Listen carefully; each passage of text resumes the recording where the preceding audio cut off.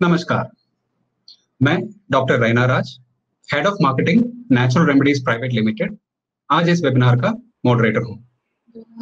आप सबका हार्दिक स्वागत है इस वेबिनार में, जिसका नाम है नेचुरल इज फ्यूचर। हम आप सबके आभारी हैं कि आपने अपना कीमती समय निकाला इस वेबिनार में शामिल होने के लिए। ये दिन हमारे लिए बहुत ही महत्वपूर्ण है। इस वेबिनार के प्रायोजक है नेचुरल रेमेडीज प्राइवेट लिमिटेड।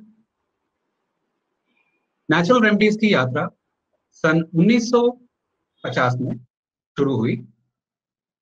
हमारे संस्थापक श्री रामलाल अग्रवाल मेडिसिनल हर्ब्स की आइडेंटिफिकेशन और कलेक्शन में एक्सपर्ट थे। इस विरासत को उनके बेटे श्री आर के अग्रवाल ने जारी रखा, जो हमारे चेयरमैन हैं। रिसर्च को बढ़ावा देने के लिए सन 1970 में बेंगलुरु में एक small scale research and development facility स्थापित किया। आज के समय में हमारे एमडी और सीईओ श्री अनुराग अग्रवाल के प्रभावी नेतृत्व में नेचुरल रेमेडीज इंडिया की number 1 herbal animal health care company है। हमारे प्रोडक्ट्स 30 से अधिक देशों में इस्तेमाल किए जा रहे हैं। हमें ये कहते हुए गर्व हो रहा है कि हम एक लोकल ऑर्गेनाइजेशन है जो अभी एक ग्लोबल ब्रांड बन गई है। Thank you for being vocal for local.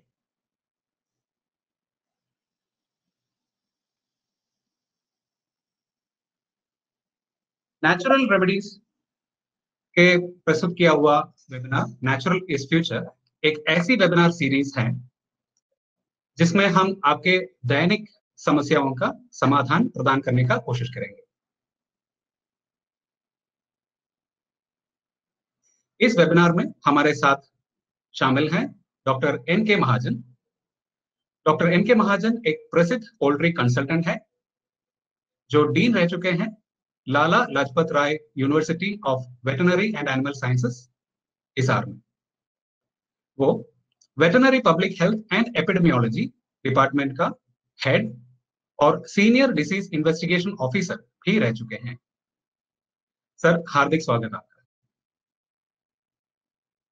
हमारे साथ डॉक्टर चंदन चैटर्जी भी शामिल हैं, जो ग्रुप प्रोडक्ट मैनेजर हैं रेमेडीज में। डॉक्टर चंदन मेरे बहुत खास दोस्त भी हैं और उन्हें एनिमल हेल्थ इंडस्ट्री में 13 साल का एक्सपीरियंस है। हार्दिक स्वागत आपका भी। इस वेबिनार को इंटरैक्टिव बनाने के लिए आपके स्क्रीन में चैट, क्वेश्चंस और पोल ऑप्शंस दिए हुए हैं। अगर आप डेस्कटॉप या लैपटॉप यूज कर रहे हो तो आप अपने स्क्रीन के राइट साइड में ये ऑप्शंस देख पाएंगे। अगर आप मोबाइल फोन यूज कर रहे हो तो आप स्क्रॉल डाउन करके ये ऑप्शंस देख सकते हैं। अगर आप अपने आप को इंट्रोड्यूस करना चाहते हैं या सजेशंस देना चाहते हैं तो कृपया चैट ऑप्शन की इस्तेमाल कीजिए। अगर आप कोई सवाल पूछना चाहते हो तो कृपया क्वेश्चंस ऑप्शन की इस्तेमाल कीजिए। मैं दोहराना चाहूंगा, अगर आप डेस्कटॉप या लैपटॉप यूज कर रहे हो तो चैट, क्वेश्चंस और पोल ऑप्शंस आपके स्क्रीन के राइट साइड में देख पाएंगे। अगर आप मोबाइल फोन यूज कर रहे हैं तो आप स्क्रॉल डाउन करके ये ऑप्शंस देख सकते हैं। अगर आप अपने आप को इंट्रोड्यूस करना चाहते हैं या सजेशंस देना चाहते हैं तो कृपया चैट ऑप्शन की इस्तेमाल कीजिए।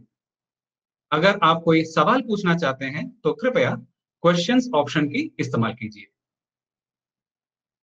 आप कभी भी सवाल पूछ सकते हैं और हम कोशिश करेंगे कि आपके सारे सवालों का जवाब इस वेबिनार में या बाद में आपके दिए हुए ईमेल पे दें। इस वेबिनार के बीच में हम कुछ ऑडियंस पोल भी करेंगे और उसके रिजल्ट्स आपको लाइव देखने को मिलेंगे। डॉक्टर एन के महाजन आज हमसे 360 degree management of stress in poultry farming के बारे में बात करेंगे। सर, मेरा आपसे अनुरोध है कि कृपया अपने इनसाइट्स हमारे साथ शेयर करें। Over to you sir. Thank you. Thank you doctor Raina. अब मैं धन्यवाद करता हूँ नेचुरल रेमेडीज का, जिन्होंने इस कठिन घड़ी में भी ये वेबिनार ऑर्गेनाइज करके हम सबको आपस में बात करने का मौका दिया। तो आज जिस विषय पे हम बात करेंगे वह 360 डिग्री स्ट्रेस मैनेजमेंट।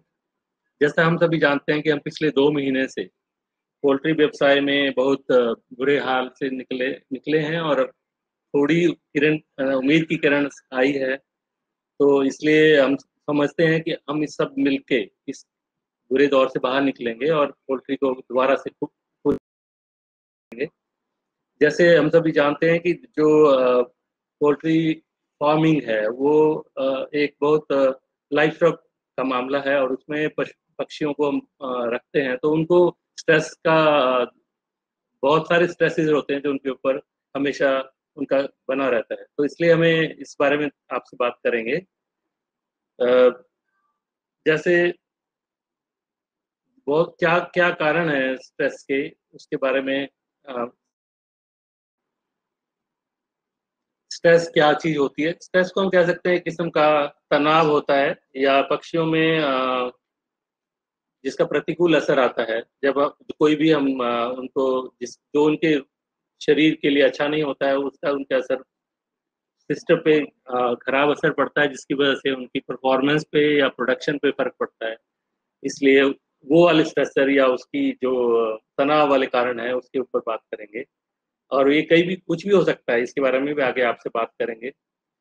जो पक्षी हैं उनके जो शरीर में क्षमता है कुछ कुछ चीज़ों के लिए है, लिमिटेड है, वो बहुत अधिक ना ज़्यादा नहीं होती है। जैसे उनको कितना ग्रोथ लेने के लिए है, वजन लेते हैं, ब्रॉयलर हैं तो वजन के लिए है, और जो मुर्गियां हैं, लेयर हैं या ब्रीडर्स हैं, वो रिप्रोडक्शन के लिए भी अंग विकसित होते हैं, फिर उनको प्रोडक्शन के लिए रखते हैं। इसके अलावा जो एनवायरनमेंट में जो भी बदलाव आते हैं उसके ऊपर उनको बहुत ज़्यादा ध्यान रखना पड़ता है, क्योंकि मुर्गियों का तापमान हमारे शरीर के तापमान से बहुत अधिक होता है, और उनकी कुछ कमियां हैं जिसकी वजह से वो अपने बाहर के मौसम के हिसाब से अपने आप को ढालने में थोड़ा उनको मुश्किल पड़ता है। उसके ऊपर बात करेंगे। और इसकी वजह से क्या हो जाता है कि जब ये स्ट्रेस, अलग अलग किस्म के स्ट्रेस मुर्गियों के ऊपर पड़ते हैं, तो उसके जो होम्योस्टैसिस बोलते हैं हम, एक संतुलन बना होता है या समस्थिति होती है, वो खराब हो जाती है, और उनके शरीर में कुछ केमिकल या हार्मोन, कॉर्टिकोस्टेरॉइड जैसे रिलीज होने शुरू होते हैं, और उनका ग्रोथ पे बहुत खराब असर पड़ता है, बीमारी से लड़ने की ताकत पे असर पड़ता है। तो उस सब बातों पे थोड़ा सा आपका ध्यान दिलाएंगे। अब हम स्ट्रेसर पे आते हैं, जो तनाव के क्या क्या कारण हैं, कितने किस्म का स्ट्रेस मुर्गियों पे होता है। हम काफी लोग जो कि पोल्ट्री फार्मिंग से जुड़े हुए हैं, बहुत सालों से जुड़े हुए हैं आप सभी लोग, तो आप सभी जानते हैं कि बहुत सारे कारण से मुर्गियों के ऊपर स्ट्रेस आता है। लेकिन फिर भी थोड़ा सा आपको ये बताने के लिए कि उन सभी स्ट्रेसर का जो भी हम करते हैं मुर्गी फार्म पे, उनका असर पोल्ट्री के सेहत पे और उसकी प्रोडक्शन पे आता है।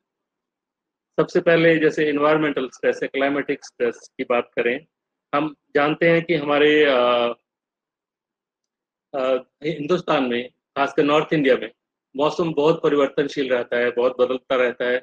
जैसे अब एक दिन में गर्मी है, रात में ठंडा हो जाता है, जैसे राजस्थान के एरिया है। और गर्मी, सर्दी, बरसात, ये 3 मौसम तो जरूरी है, होते हैं। लेकिन पक्षियों को ये सब एक्लेमेटाइज करने के लिए और उनको अडेप्ट करने के लिए थोड़ा मुश्किल होता है, तो उनको उनके शरीर पे इसका बहुत प्रतिकूल असर पड़ता है। उसके बारे में बात करेंगे। दूसरा मैनेजमेंटल स्ट्रेस, जो भी हम देखभाल करने का तरीका अपनाते हैं फार्म के अंदर, मैनेजमेंट हम करते हैं फार्म में या प्रबंधन करते हैं, उसका भी बहुत असर पड़ता है। जैसे हम मान लो मुर्गियों को केज में रखते हैं, पिंजरों में रखते हैं, खासकर लेयर फार्म में और ब्रीडर फार्म में, तो उनको कितना स्पेस है, वो सब उसके बारे में भी, कितना उनको जगह मिल रहा है, कितना उनको स्पेस मिल रहा है, उसके बारे में तो असर पड़ता है। ऐसे ही ब्रॉयलर को भी हम देखते हैं कि जैसे गर्मियों में तो हम, सर्दियों में तो हम 1 स्क्वायर फुट पे एक ब्रॉयलर को तैयार कर लेते हैं, लेकिन गर्मियों में फिर हम उसे 1.5 स्क्वायर फुट देना पड़ता है। आजकल का ट्रेंड बदल गया है, अब हम ज़्यादातर 2 किलो का ब्रॉयलर तैयार करके भेजते हैं, तो उसके लिए और ज़्यादा स्पेस की जरूरत पड़ती है, जिससे हम ये मान के चलो जितना किलो वजन बनाना है उतना स्क्वायर फुट जगह हमें उसको देना पड़ता है। और एक्सेस लाइट, जैसे लेयर मुर्गियां हैं या ब्रीडर मुर्गियां हैं, तो उनको अगर ज़्यादा लाइट रोशनी रहेगी तो उसका भी प्रतिकूल असर पड़ता है। जितनी ज़रूरत उनको लाइट की रहती है उतना हमें उनको उतना देना भी जरूरी होता है। वेट, जैसे कई बार नीचे अगर डीप लीटर पे हम फार्मिंग कर रहे हैं, जैसे ब्रॉयलर का फार्म है, तो बुरादा कई बार गीला हो जाता है। आगे जैसे बरसात का मौसम आएगा तो उसमें मॉइस्चर ज़्यादा रहता है हवा में भी, और उस अंदर अगर उनका डाइजेस्टिव सिस्टम थोड़ा खराब हो गया है तो उसकी वजह से भी उनके गीलापन ज़्यादा होता है, और उसकी वजह से जो अमोनिया भी ज़्यादा बनती है।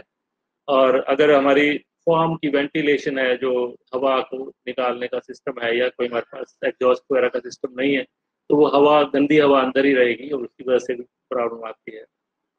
अभी आपने देखा होगा जैसे जैसे तापमान बढ़ रहा है, मक्खियों की समस्या भी बढ़ती जा रही है। मक्खियाँ बहुत एक न्यूसेंस है पोल्ट्री के लिए, पोल्ट्री फार्मिंग के लिए भी। और ये मुख्य वैसे प्रॉब्लम फार्म वालों को तो करती ही है, लेकिन मुर्गियों को भी करती है, उनको भी डिस्टर्ब करती है। और जैसे ही इनके शरीर पे कई बार लाइस हो जाती है, जूं हो जाती है, उसका भी असर आता है।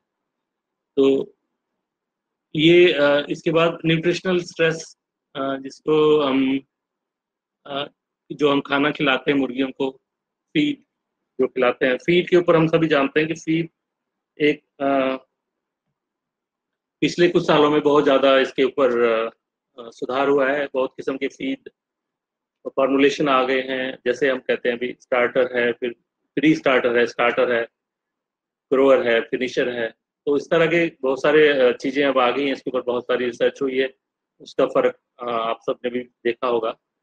लेकिन कई बार क्या होता है कि जैसे मान लो पीछे गर्मी, अभी मौसम, अभी जो पीछे इस कोरोना के कारण बहुत मार्केट का बुरा हाल था, तो कई लोगों को मजबूरन उनको थोड़ा सस्ता फीड करना पड़ता है, तो उसमें कई बार हम कंप्रोमाइज़ कर लेते हैं, कई न्यूट्रिएंट्स पे जो उनको बहुत ज़रूरी होते हैं, कई बार उसकी कमी हो जाती है, और धीरे धीरे चल के उनका असर उनके शरीर पे आने लगता है। उसके बाद जैसे नमक की मात्रा है, जो साल्ट है, उनकी टॉलरेंस लेवल पोल्ट्री का 0.5% या ½ % तक ही होता है। जैसे ही नमक का अमाउंट ½ % से ऊपर जाता है तो उनके शरीर में वो मुश्किल होता है एडजस्ट करना या डाइजेस्ट करना। तो दोनों मिला के सोर्सेज, पानी और फीड मिला के, तो अगर आपको पानी का टेस्टिंग पहले करा लें फार्म की, अगर नहीं करा रखी होती है, तो उसके हिसाब से आप उसको फीड में, फॉर्मुलेशन में मॉडिफाई कर सकते हैं। और इसके अलावा टॉक्सिन, जो आज के टाइम में हम देखते हैं कि टॉक्सिन्स का भी बहुत बड़ा रोल है। बहुत सारी टॉक्सिन, जैसे हम जानते हैं फीड के द्वारा जो फीड पॉइजन होती है, माइकोटॉक्सिन होती है, वो तो हम सभी जानते हैं, लेकिन कुछ अदृश्य टॉक्सिन है, जैसे पेस्टिसाइड्स का यूज होता है ग्रेन्स के ऊपर, और वो किस फॉर्म में, रेजिड्यू के रूप में, किस क्रॉप के थ्रू आ रहे हैं, और वो उनके शरीर में जाके जमा होते जाते हैं, और वो खासकर फैट सॉल्युबल होते हैं और फैट में जाके जमा होते हैं। और लीवर हमारा एक ऑर्गन है पोल्ट्री के में भी, जिसके ऊपर सारा दबाव पड़ता है, क्योंकि वो डिटॉक्सिफाई करता है ऐसी चीज़ों को, जो भी पॉइजनस चीज़ें। तो लीवर जब खराब होगा तो वो इस तरफ इंडिकेशन देता है कि कुछ ना कुछ गड़बड़ है फीड में, जिसको हमें ठीक करना चाहिए।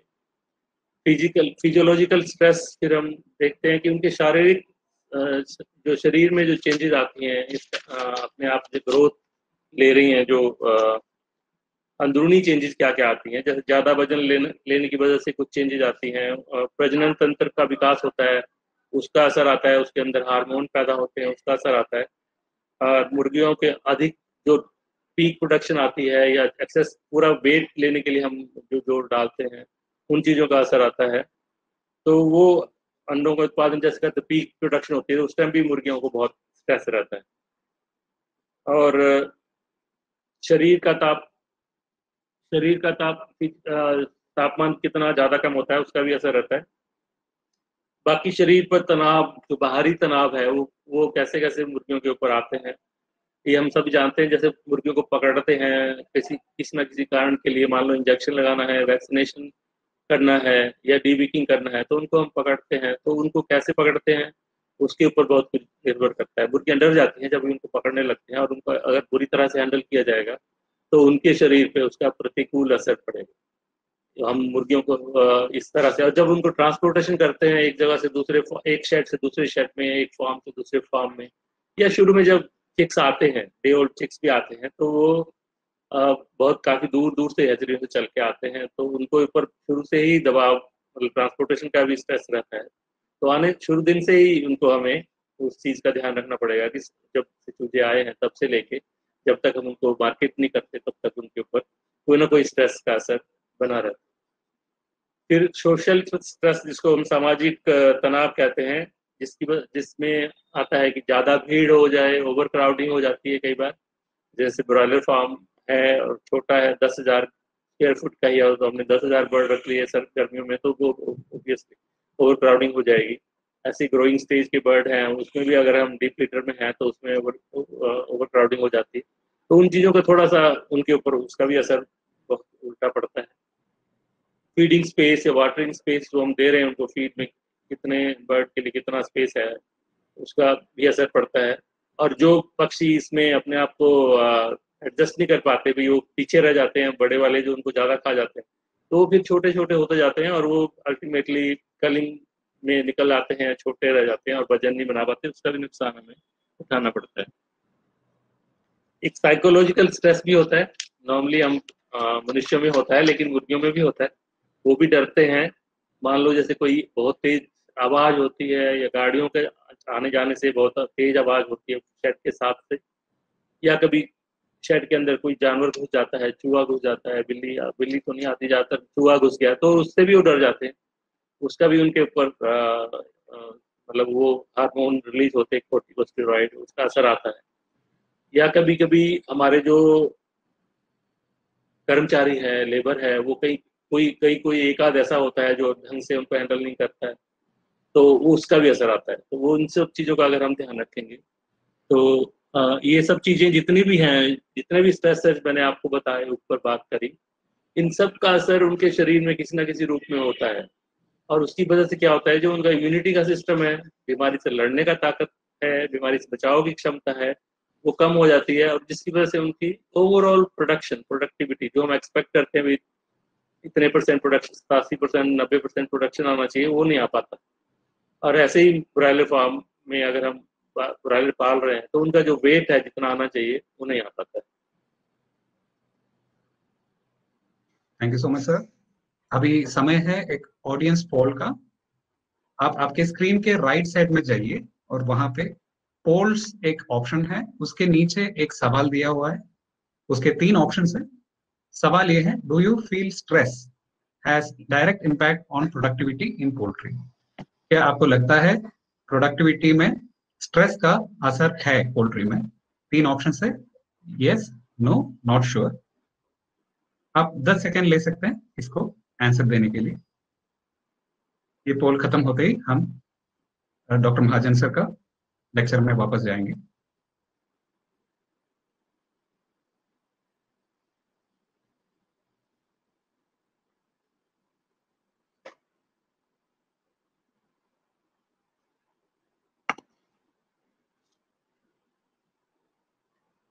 Thank you so much.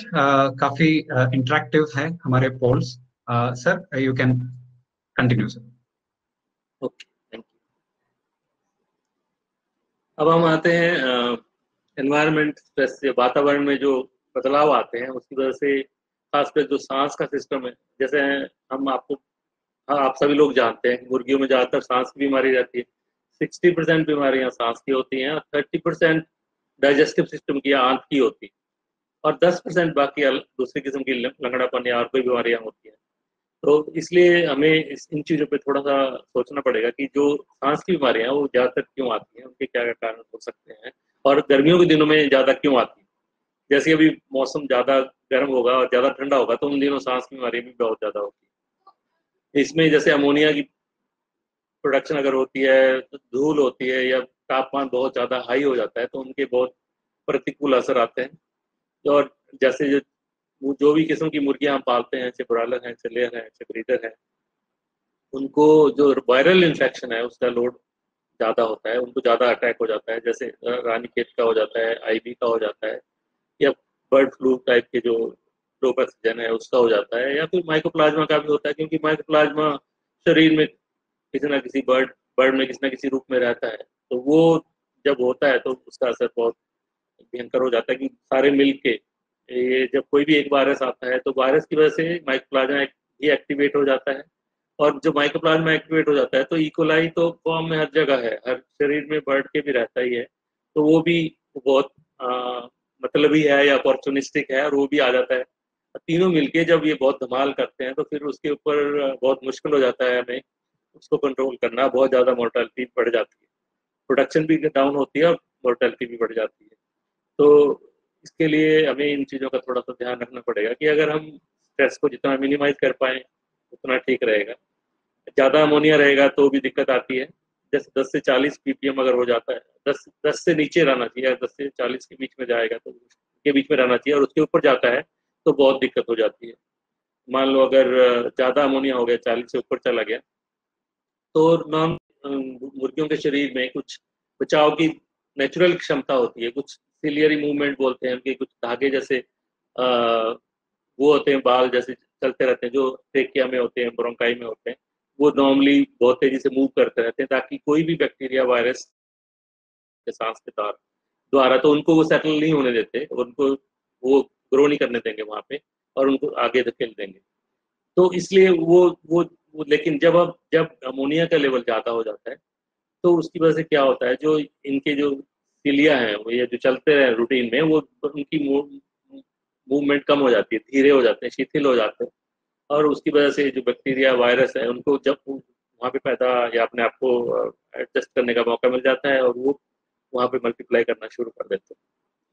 इसकी वजह से क्या हो जाता है कि ज़्यादा म्यूकस बनने लगता है, आपने देखा होगा ट्रेकिया बहुत रेड हो जाता है, या उसके अंदर म्यूकस भी बनने लग जाता है, और ब्रोंकाई में भी म्यूकस म्यूकस या प्लग प्लग बन जाते हैं, और उसकी वजह से सांस की दिक्कत होती है, मुंह खोल के सांस लेते हैं, और मृत्यु दर भी बढ़ जाती है। ऐसे ही अगर धूल ज़्यादा है उसकी वजह से भी दिक्कत आती है, ज़्यादा बढ़ जाती है, और खासकर जब फीडिंग के टाइम में हम कम से कम धूल करें तो अच्छा रहेगा, और आज के टाइम में क्योंकि फीड इतनी किस्म के आगे जो क्रम्स है या पैलेट्स है उसमें धूल नहीं बनती है, लेकिन जो हमारा मैश फीड है उसमें धूल बनने के चांसेस ज़्यादा रहते हैं, तो उसमें थोड़ा सा ध्यान रखेंगे लेबर को कि धूल ना उड़ाए ज़्यादा। और जो डीप लिटर में हम ब्रॉयलर फार्मिंग करते हैं उसमें इकोलाई तो होता ही, क्योंकि वो B2C में कर रहे होते हैं तो उसमें इकोलाई तो रहता ही है, और जैसे ही धूल उड़ेगी वहां से तो वहां से भी उनके शरीर में चला जाता है।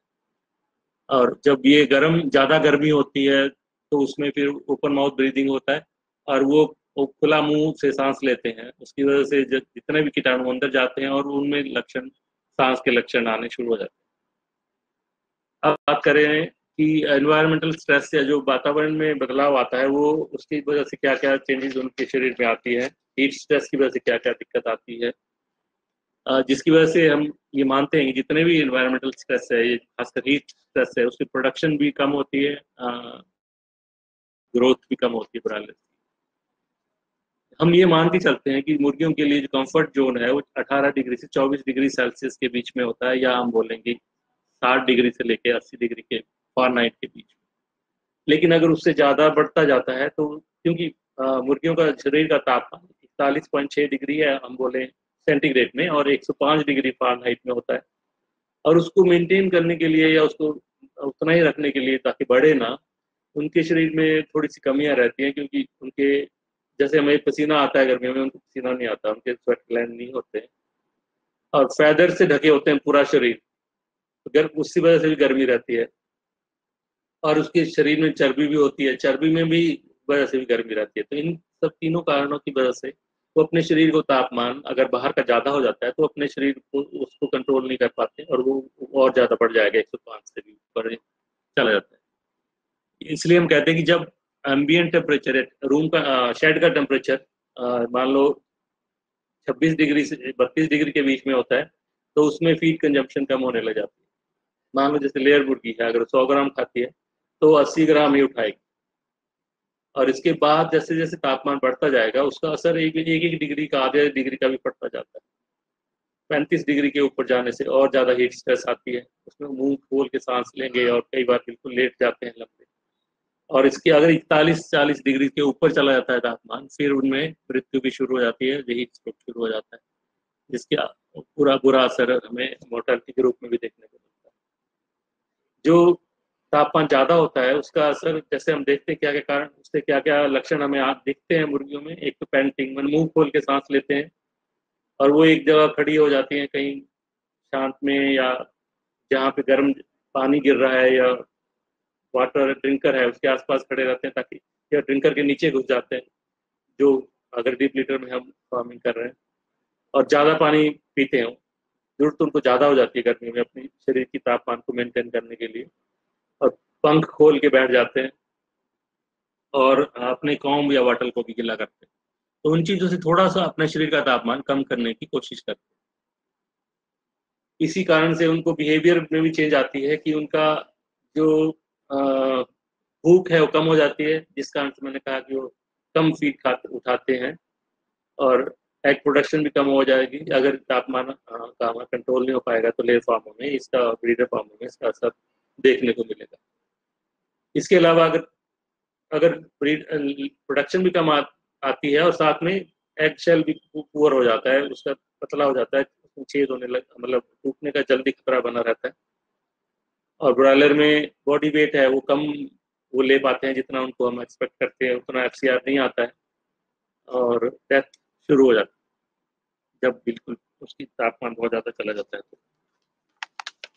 अब जैसे ज़्यादा पेंटिंग करते हैं मुर्गी, तो उसकी वजह से क्या होता है कि वो मुंह खोल के सांस लेते हैं, तो उसमें कार्बन डाइऑक्साइड उनको ज़्यादा निकालना पड़ता है बाहर, और उसकी वजह से जो शरीर में एल्कालोसिस हो जाता है, खून का पीएच एल्कलाइन हो जाता है, और जो हम उनको शेल फॉर्मेशन है जो मुर्गियों में, जो लेयर या अंडे वाले ब्रीडर्स में, वो उनको जो उसमें लिए सोडा, मीठा सोडा जो हम डालते हैं उसका बड़ा इंपॉर्टेंट रोल है, लेकिन वो क्योंकि कार्बन डाइऑक्साइड में भी वो उसका चला गया और उसकी अवेलेबिलिटी कम हो जाती है मुर्गियों को मिनरलाइजेशन के लिए, और उसकी वजह से फिर ये एक्सेल जो है वो प्रॉपर बन नहीं पाता है, इसकी वजह से ब्रेकेज होने शुरू हो जाती है। ऐसे ये ब्रेकेज का प्रोसेस है कि वो कैल्शियम कार्बोनेट जो हम देते हैं, पत्थर देते हैं या कार्बल पाउडर देते हैं और डीसीपी देते हैं, उसके और फिर कार्बन डाइऑक्साइड मिलके ये रेस्पिरेटरी अल्कालोसिस हो जाती है जब ज़्यादा कार्बन डाइऑक्साइड होती है, और उसकी वजह से ये सेल ब्रेकेज की प्रॉब्लम बढ़ जाती है, और इसकी वजह से हमें काफ़ी नुकसान उठाना पड़ता है, चाहे लेयर है चाहे ब्रीडर्स है, दोनों में। Thank you sir. अभी समय है एक और पोल का। आपके स्क्रीन के राइट साइड में जाके पोल ऑप्शंस के नीचे आपको एक सवाल मिलेगा, do you take care of stress management for all stresses? क्या आप सारे स्ट्रेसर्स के इलाज करते हैं या उसके मैनेजमेंट करते हैं? आपके चॉइसेस है यस, नो या नॉट श्योर। आप 10 सेकंड ले सकते हैं इसका जवाब देने के लिए, उसके बाद हम डॉक्टर महाजन के लेक्चर में वापस जाएंगे।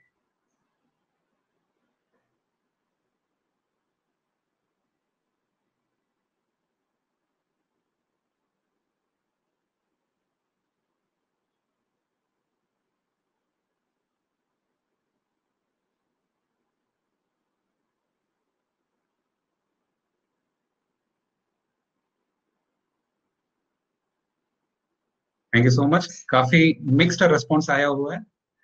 Sir please continue sir. Thank you. अब हम आते हैं कि कैसे गर्मी का प्रकोप है, उसका असर हम कैसे प्रबंधन से, या जो हमारी मैनेजमेंट है फार्म की, उसके हिसाब से कैसे हम उसको कम कर सकते हैं। उसका जैसे लेयर फार्म है या ब्रॉयलर फार्म है, उनमें हाउसिंग मैनेजमेंट कैसा है, हाउस कैसा है, केज है या डिप्लीटर है, वाटर मैनेजमेंट का सिस्टम क्या है, फीड फोर्टिफिकेशन, थोड़ा सा हमें ज़्यादा तत्व थोड़े फीड में देने पड़ता है ताकि अगर कम भी उठाएं तो उसमें उनकी ज़रूरत पूरी हो जाए, और जनरल मैनेजमेंट की आम दूसरे जो प्रबंधन है उनमें हमें क्या तब्दीली कर सकते हैं। जैसे शेड तो अब चेंज नहीं हो सकते, जो बने हैं वही है। हम ज़्यादातर कहते, पहले से कहते आए हैं कि इसका ईस्ट वेस्ट होगा तो ज़्यादा अच्छा रहता है, गर्मियों के लिए भी और सर्दियों के लिए। और उसके अलावा अगर उसका छत 1-1.5 फुट बाहर निकला रहे, 1-1.5 मीटर तक बाहर रहेगा, तो उसका एक पॉजिटिव असर ये रहता है कि उसमें सनलाइट है जो आजकल गर्मियों में, वो अंदर नहीं आएगी सीधी, उसका भी काफी फर्क रहता है टेम्परेचर कंट्रोल करने में अंदर शेड में।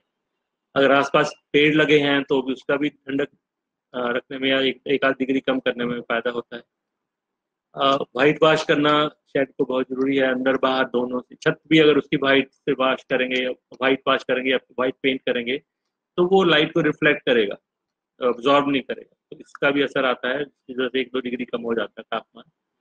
और जो उसका छत है उस पर हम जैसे हम नॉर्थ इंडिया में हमारे यहाँ जैसे गर्मियाँ ज़्यादा रहती है, तो उसमें हम छत के, मान लो किसी की सीमेंट की चादर है, तो उसके ऊपर कूड़े या जो घास के फूले हैं वो बांध देते हैं, और उसकी वजह से भी थोड़ा सा हीट की एब्जॉर्प्शन कम हो जाती है। अगर उसके ऊपर हम स्प्रिंकलर लगा देते हैं तो उसका तापमान हम और कम कर सकते हैं। नॉर्मली वो भी हम कभी कभी सारे फार्म में लगाते हैं।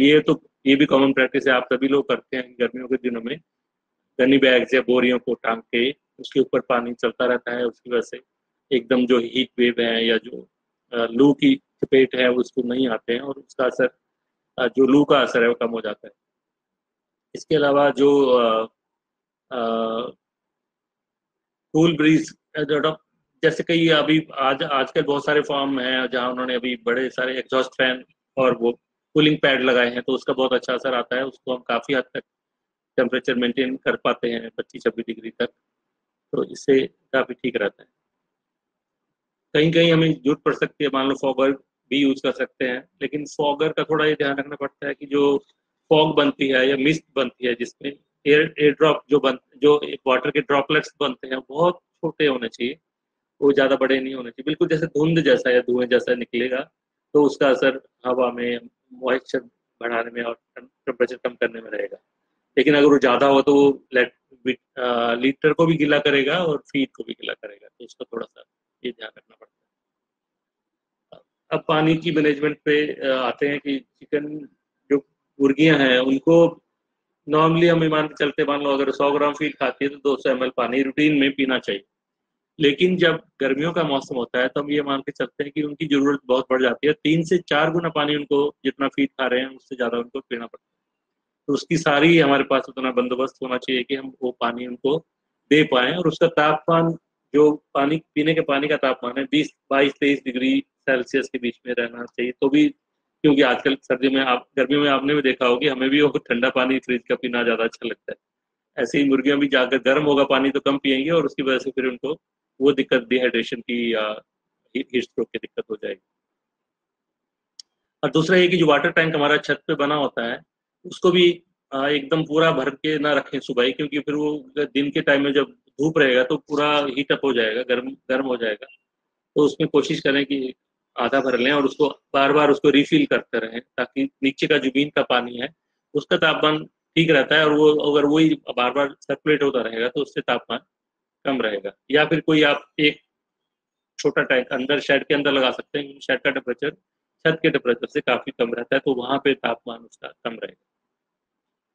अगर पॉसिबल है तो जो टैंक है उसको गनी बैग से ढक दें ऊपर, और या उसको भी वाइट पेंट ऐसा पेंट कर देगा वाइट कलर का, लाइट कलर का, जिससे वो रिफ्लेक्ट करे लाइट को। और कई कई जगह आजकल इंसुलेटेड टैंक्स भी बनाते हैं, उसका भी अच्छा रोल रहता है। और उसको वाटर फिलिंग, जैसे मैंने बताया कि उसको थोड़ा ज़्यादा रखें, बार बार टैंक को भरें, और उसको जो बर्ड है उनको हमेशा पानी की एक्सेस रहे, कोई ड्रिंकर में कोई चोक ना हो वो भी चेक करते रहें ड्रिंकर में, या जो निपल है उनमें खासकर चोकिंग ना हो कहीं भी, किसी भी पेन में या किसी भी तो उसका भी, नहीं तो कोई चोक हो गया तो उसमें दिक्कत आएगी। इसके अलावा हम जो ड्रिंकिंग पानी पीने का पानी है इन गर्मियों के दिनों में, तो 0.2% उनको नमक थोड़ा सप्लीमेंट कर सकते हैं, या फिर इलेक्ट्रोलाइट 1 ग्राम पर लीटर के हिसाब से भी गर्मियों के टाइम में, दिन के टाइम में दे सकते हैं। या और नेचुरल विटामिन सी का बहुत इंपॉर्टेंट रोल है गर्मियों से बचाने के लिए भी और स्ट्रेस से बचाने के लिए भी, उसको भी अगर हम पानी में देते हैं खासकर गर्मियों के दिनों में, तो उसका बहुत अच्छा असर हमें देखने को मिलेगा। और वो दूसरी विटामिन के लिए बहुत अच्छा कैरियर है, इसलिए वो प्रोटेक्टिव है। और जो नेचुरल विटामिन सी है वो थर्मोस्टेबल भी होता है, और वो खराब नहीं होता कितना भी टेम्परेचर ज़्यादा चला जाए। अब फीड के ऊपर आते हैं। फीड एक बहुत बड़ा सबसे महंगा जो इनपुट है पोल्ट्री फार्मिंग में, वो फीड है, जिसके सबसे ज़्यादा खर्चा होता है। उसके ऊपर भी ध्यान देने की ज़रूरत है कि उसकी वजह से क्या क्या हमें समस्या आ सकती है। अभी जैसे मैंने कहा कि गर्मियों में मुर्गियाँ कम फीड उठाती हैं, तो उनके लिए अगर हम डेंस फीड बना के दें, जैसे पैलेट्स का है या क्रम्स का है, तो उसको वो ज़्यादा ठीक से खा पाएंगी। अदरवाइज वो बैलेंस मैश में थोड़ी सी दिक्कत होती है कि वो पूरा नहीं उठा पाते, इसलिए इसकी वजह से एग प्रोडक्शन भी कम होती है। और लेयर जो मुर्गी हैं वो ज़्यादातर थोड़ा फैट वाला, कैलोरीज वाला फीड ज़्यादा प्रेफर करती हैं, तो हम 2 से 3% नॉर्मल लोग प्रोटीन कम कर सकते हैं, और उनके अमाइनो एसिड का बैलेंस जरूर होना चाहिए। और 10 से 15% जो फीड की एनर्जी है, जो नॉर्मल कार्बोहाइड्रेट या प्रोटीन से मिलती है, उसे हम 1 या 2% ऑयल से रिप्लेस कर सकते हैं, उसका भी ठीक असर रहेगा। जैसे हम लेयर फॉर्म में ज़्यादातर D oil rice bran use करते हैं, तो उसको अगर 20 से 25% उसका जो जितना भी हम राइस ब्रान डालते हैं उसका 20% भी हम अगर उसको ऑयल से रिप्लेस करेंगे, तो उसका भी अच्छा असर देखने को मिलेगा। क्योंकि एक तो थोड़ा एनर्जी कैलोरीज उसमें मिल जाएंगी, और दूसरा ये कि जो डस्टीनेस है, जो धूल बनती है फीड से, वो कम हो जाएगी और उनको खाने में भी ज़्यादा स्वादिष्ट लगेगा। इसके अलावा फीड में जो अमाइनो एसिड जितना भी रिक्वायरमेंट उनकी कंडीशन के हिसाब से है, जिस एज के हैं उसके हिसाब से प्रोडक्शन का लेवल है, उसके हिसाब से उनको हमें वो डालना ही पड़ेगा। और बीटेन का भी थोड़ा सा गर्मी के दिनों में हम डाल सकते हैं, जिसका भी पॉजिटिव असर आता है। विटामिन सी का सप्लीमेंटेशन रेगुलर हमें, मैं तो कहूँगा शुरू दिन से, पहले दिन से लेकर और आखिर दिन तक ही चलना चाहिए। जो ये नेचुरल इम्यूनिटी एनहांसर भी है, और विटामिन सी के बहुत सारे रोल्स हैं, जैसे इसमें तो है ही इम्यूनिटी में, और गर्मी से बचाव में भी है ही। तो सोडियम बाइकार्बोनेट और विटामिन सी हमें गर्मियों के दिनों में बहुत जरूरी है। इसकी जो नेचुरल अल्टरनेटिव है विटामिन सी के, वो जो केमिकल विटामिन सी है उससे ज़्यादा बहुत अच्छा, बेटर है और इफेक्टिव है, थर्मोस्टेबल है और इम्यूनोमोडुलेटर है और अडेप्टोजेनिक। तो इसलिए हमें वो उसको देने में शुरू दिन से अगर हम देते रहेंगे, तो जितने भी स्ट्रेसर हमने ऊपर बात करी, उनका इफेक्ट काफ़ी हम मिनिमाइज कर सकते हैं। कैल्शियम का लेवल हमें 1% के करीब लेयर मुर्गियों में या पेरेंट में बढ़ा सकते हैं। और एडिटिव भी कुछ डालने पड़ते हैं, जैसे उनका भी कुछ अच्छा इफेक्ट रहता है गर्मियों के दिनों में। अगर हम प्रोबायोटिक्स का भी बीच में इस्तेमाल करें, फाइटोबायोटिक्स का इस्तेमाल करें, एसिडिफायर्स, इवन ग्लूकोज भी कभी कभी डाल सकते हैं, जो हीट से हमें थोड़ा बहुत फायदा करते हैं। Thank you sir. एक और ऑडियंस पोल का समय आ गया है। कृपया आपके स्क्रीन के राइट साइड में पोल ऑप्शंस के नीचे आप पोल क्वेश्चन देख लीजिए। क्वेश्चन ये है, do you add any additives और सप्लीमेंट इन फीड और वाटर फॉर स्ट्रेस मैनेजमेंट? क्या आप दाने में या पानी में कोई मेडिसिन या सप्लीमेंट्स या एडिटिव्स आप डालते हो स्ट्रेस को कंट्रोल करने के लिए, मैनेज करने के लिए? ऑप्शन है यस, नो, नॉट श्योर। आप 10 सेकंड ले सकते हैं इसको जवाब देने के लिए। जैसे ही ये पोल खत्म हो जाएगा, हम वापस डॉक्टर एन.के. महाजन के लेक्चर में वापस आएंगे।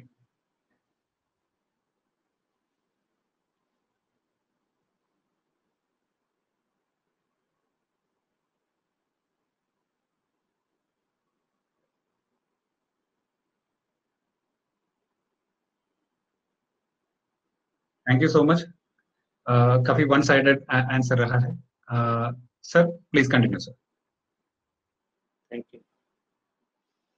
तो हम फीड की बात कर रहे थे, फीडिंग में भी थोड़ा सा और जैसे है कि थोड़ा सा मैनेजमेंट का रोल है। अब जैसे हम गर्मियों के दिनों में अगर जितना सुबह ठंडे मौसम में मुर्गियों को फीड खिलाएंगे, तो उसका असर अच्छा रहता है, बजाय इसको भी जैसे लेट हो जाएंगे तो उसमें एनर्जी ज़्यादा बनेगी, और पहले ज़्यादा गर्मी है तो उसका प्रतिकूल असर पड़ेगा। तो सुबह के टाइम में जितना अर्ली हम उनको 2/3 फीड जो है, 75% फीड सुबह खिला देंगे तो अच्छा रहेगा, और 1/3 फीड जो है बच जाता है, वो शाम को जब मौसम थोड़ा ठंडा होने लगता है तब खिला सकते हैं। और फीड जो फीडर के अंदर फीड है उसको भी थोड़ा थोड़ा हिलाते रहें, हाथ में मरवाते रहें लेबर से, ताकि, क्योंकि वो ऐसा होता है गर्मियों के दिनों में इनका सलाइवा ज़्यादा प्रोड्यूस होता है, और वो जितने पक्षी है उसके ऊपर जब सलाइवा गिरता है जो फीड में, तो वो जम जमना शुरू हो जाता है और केकिंग शुरू हो जाती है। तो उसको हटाने के लिए अगर उसको रूटीन में जब हाथ मारते रहेंगे या हिलाते रहेंगे तो वो नहीं जमेगी। अदरवाइज अगर वो केकिंग हो गया तो उसमें फिर फंगस बनना शुरू हो जाता है, मोल्ड या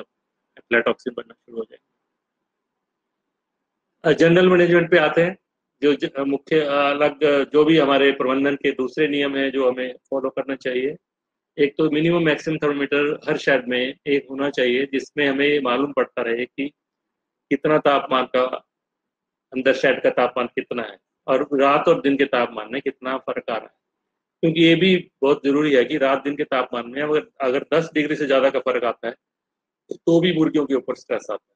तो उन चीज का भी ध्यान रखने के लिए ये जरूरी है कि हमें अच्छे थर्मोमीटर जो है मिनिमम मैक्सिमम थर्मोमीटर हर शेड में रखें।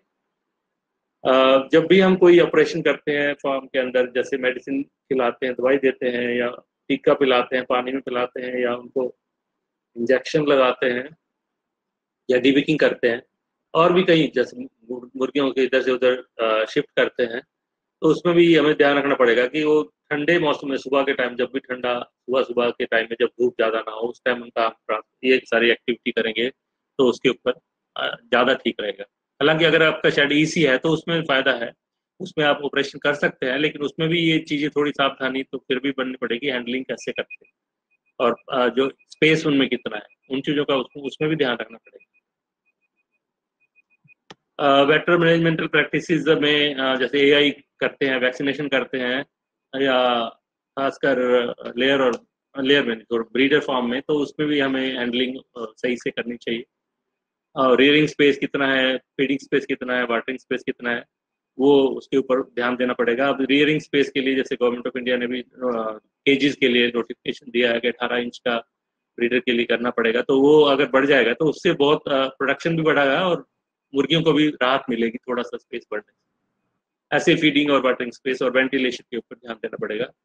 Regular use of natural anti stress agents in feed will minimise effect. उसका कम जितना भी असर है, जैसे मैंने पहले भी कहा कि स्ट्रेस को कम करने के लिए जो शुरू दिन से बर्ड पे आ जाती है उसको कम करने से, अब पहले दिन से ही अगर हम इस तरह के एंटी स्ट्रेस एजेंट्स या विटामिन सी इस तरह के प्रोडक्ट कोई रेगुलर बेसिस पे हम डालते हैं तो उसका इफेक्ट हम कम कर सकते हैं बर्ड के हेल्थ पे, और उसके प्रोडक्शन को हम मेंटेन रख सकते हैं, कम से कम उसका असर उसकी प्रोडक्शन पे आएगा।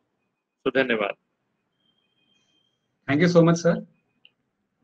हम आपके शुक्रगुजार हैं सर कि आपने हमें इस विषय पर अच्छी जानकारी प्रदान की। हम आपका तहे दिल से धन्यवाद करते हैं सर। अभी हम आपसे रिक्वेस्ट करते हैं कि आप ऑडियंस द्वारा पूछे हुए सवालों का जवाब दें। सर काफी सारे सवाल हैं, मुझे यहाँ पे थोड़ा सा दिक्कत हो रहे हैं कि कौन से सवाल उठाएं। कुछ बहुत ही प्रैक्टिकल सवाल भी आए हुए हैं, तो मैं ऐसे सवाल मैं पहले पूछूंगा। अगर समय की कमी है तो हम बाकी सवाल बाद में ईमेल में भी हम दे सकते हैं सर। सर पहली सवाल है, सर ये सवाल आया है डॉक्टर जेवी सिंह सर से। डॉक्टर जेवी सिंह सर ये पूछ रहे हैं, only with lime whitewash, or can we mix some other material like white cement, wheat flour, blue color, or some other items you suggest? In what ratio should it be mixed, sir? Ratio तो बताना मुश्किल है, लेकिन हाँ obviously जो भी आप white colour का कुछ भी आप डालेंगे उसके अंदर, उसका पेंट करेंगे तो या उससे लेप करेंगे तो वो डेफिनेटली बेटर रहेगा, और उसका जो सन रेज है उसको रिफ्लेक्ट करेगा, लाइट को रिफ्लेक्ट करेगा, तो टेम्परेचर पे काफी असर रहेगा। रेशियो बताना मुश्किल है, ये तो किसी से जो करने वाले हैं लोग हैं वही अच्छे से बता पाएंगे कि कितने में वो प्रॉपरली मिक्स हो पाता है, कितने में वो लग पाता है। Thank you sir. सर दूसरा सवाल है, ये सवाल आया है डॉक्टर वैभव मोहन राव पाटिल सर से। How to make fog inside the shed? How much pressure should be given in fogger? Is there any machinery available to do the same?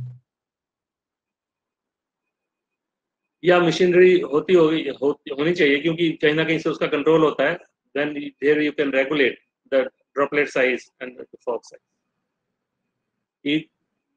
Now you can get better quality foggers attached with some appliance. Sir एक सवाल आया हुआ है, in which stage of age in layer and broiler we should take care of stress management? कोई ऐसा कोई particular age या stage में ज्यादा हम स्ट्रेस मैनेजमेंट करना इम्पोर्टेंट है सर? नहीं, जैसा मैंने कहा कि स्टेज या every stage is very important and we have to start it from the day one. पहले दिन से ही हमें ध्यान देना पड़ा है. जैसे मैंने कहा कि ट्रांसपोर्टेशन में कहाँ से चल के आते हैं, तो पहले दिन से इनके ऊपर स्ट्रेस है. तो अगर हम पहले दिन से ही फीड में एंटी स्ट्रेस फैक्टर्स या नेचुरल प्रोडक्ट कोई ऐसा यूज कर लेते हैं तो उसका पॉजिटिव रिजल्ट हमें मिलेगा. That is true. तो हमें ये नहीं किसी स्टेज में नहीं देखना है. थ्रू आउट मैं तो ये कहूंगा कि शुरू से आखिर तक पूरे जब तक हम मुर्गियों को रखते हैं तब तक देना, यूज करना है, स्ट्रेस को मिनिमाइज करना है. सर बहुत सारे जो सवाल का एक्चुअली सारांश ऐसा आ रहा है, तो मैं एक रिप्रेजेंटेटिव सवाल पूछ रहा हूँ. बहुत सारे सवाल ऐसे आए हुए हैं. ये सवाल है, in my farm I am getting production as per standard and mortality is also normal. Shall I have to take care of stress? सारे प्रोडक्शन स्टैंडर्ड है, मोर्टेलिटी नॉर्मल है, फिर भी क्या मैं स्ट्रेस का मैनेज करना चाहिए क्या? देखो, स्ट्रेस मैनेज, इसका मतलब आप तो अच्छे से स्ट्रेस मैनेज कर रहे हो तभी ये चीजें कंट्रोल में है. तो that should be a permanent feature कि आपको स्ट्रेस तो मैनेज करना ही है, चाहे वो गर्मियों का है, चाहे वो दूसरे भी जितने किस्म मैनेजमेंटल स्ट्रेस है उनको भी मिनिमाइज अगर आप रखेंगे तो that is a plus point. That's a very good thing that you are managing the farm very well. Sir doctor Hardeep sir का एक सवाल है, which plant we can grow around the farm? Ashoka tree, is it okay? या Ashoka is okay, but जैसे नीम का है तो ज्यादा अच्छा रहेगा. नीम अगर ग्रो करेंगे तो नीम भी हम यूज करते हैं. Sometime we can use neem leaves also. And नीम का ट्री थोड़ा ज्यादा बड़ा होता है, space there should be enough of space of course, तो वो वाली भी हम कर सकते हैं. सर इम्यूनिटी के रिलेटेड भी काफी सारे सवाल है, तो एक सवाल मैं इम्यूनिटी को रिलेटेड मैं पूछ रहा हूँ, how to maximise immunity during stress? Well, जैसे मैंने कहा कि इम्यूनिटी और उसकी स्ट्रेस को कम करने के लिए जो नॉर्मल भी है, हम शुरू दिन से आखिर तक कोई ऐसा इंग्रेडिएंट डाल के रखें जैसे विटामिन सी है, नेचुरल विटामिन सी फॉर्म किसी ना किसी फॉर्म में, उसके अंदर और भी बहुत सारी चीजें होती हैं जो इस स्ट्रेस को मिनिमाइज करते हैं, एडेप्टोजेनिक होते हैं और उसको इम्यूनोमॉड्यूलेटर होते हैं. तो इस तरह का भी प्रोडक्ट रेगुलर में अगर आपके फीड में चलेगा तो उसका डेफिनेटली पॉजिटिव असर रहेगा. सर हमारे एक ऑडियंस पोल क्वेश्चन था जिसमें ये पूछा गया था कि आप कोई दाने में या पानी में मेडिसिन यूज करते हो या कोई इलाज करते हो, तो उसमें 96% लोगों ने बोला कि यूज करते हैं. सर इससे रिलेटेड एक सवाल है कि is there any what kind of feed additives are most effective in stress management? कोई ऐसा पर्टिकुलर एक फीड एडिक्टिव या एक group of feed addictives categories हम बोल सकते हैं क्या सर, स्ट्रेस के लिए सबसे अच्छा हो? वेल, जैसे मैंने बोला कि जो इम्यूनोमॉड्यूलेटर भी हो और एडेप्टोजेनिक भी हो, इस तरह का अगर किसी का आता है तो that will be very nice thing. I don't know, but इस तरह के प्रोडक्ट जरूर मार्केट में होते होंगे जो जो they should take care of all these stressors and at the same time enhance the immunity. So that will be very good for the poultry in general. Thank you so much sir. आपने काफी सारे सवाल भी answer किए हैं और sir बहुत सारे और सवाल भी हैं, वो हम आपको ईमेल भी करेंगे बाद में, और हम सारे हमारे ऑडियंस को ये सारे आंसर्स ईमेल पे भेजने का वादा भी हमने किया हुआ है. Thank you so much sir, आपके बहुत ही इंटरेस्टिंग एक टॉपिक था ये और आपने बहुत अच्छे से इसको हमको समझाया. Thank you so much sir. Thank you so much everybody. अभी हम डॉक्टर चंदन चैटर्जी के टॉपिक पे जाएंगे. डॉक्टर चंदन चैटर्जी, जैसे मैंने बताया, नेचुरल रेमेडीज में ग्रुप प्रोडक्ट मैनेजर हैं. एनिमल हेल्थ इंडस्ट्री में 13 साल के एक्सपीरियंस है डॉक्टर चंदन चैटर्जी का. आज डॉक्टर चंदन चैटर्जी हमसे बात करेंगे role of natural defence enhancers in stress management. तो इसके बारे में हम डॉक्टर चंदन से सुनेंगे. Over to you doctor Chandan. Thank you doctor Raina for giving me the opportunity, मुझे मौका देने के लिए. यहाँ पे मौजूद सारे जो गेस्ट आए हुए हैं, जो अटेंड कर रहे हैं ये वेबिनार, सबको मैं हार्दिक धन्यवाद करना चाहता हूं आपके कीमती समय में से कुछ समय निकालने के लिए इस वेबिनार के लिए।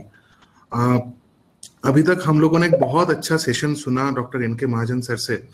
कुछ अच्छा इंसाइट्स भी हमें मिले, क्योंकि मैक्सिमम लोग अभी तक हम लोग सबसे ज्यादा ध्यान देते थे या सबसे ज्यादा कंसीडर करते थे हीट स्ट्रेस को।